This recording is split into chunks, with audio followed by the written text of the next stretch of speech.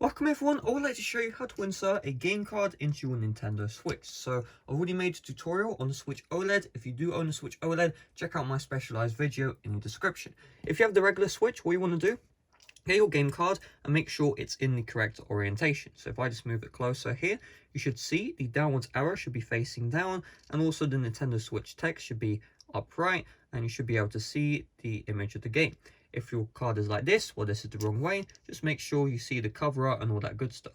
Next, just put your game card down and then get your Nintendo Switch, and you want to move it to the top. And so if I just move the camera, you can see we have the game card slot right here.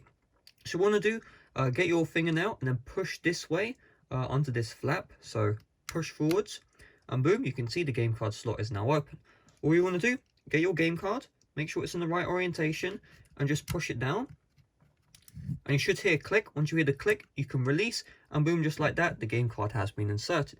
And you can see it has recognized successfully Super Mario 3D All-Stars, and then we're good to go.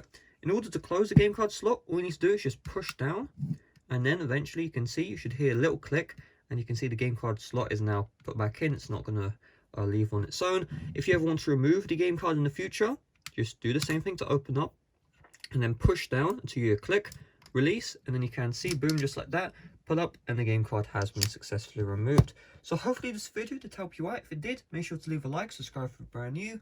Thanks for watching, see you guys later, bye bye.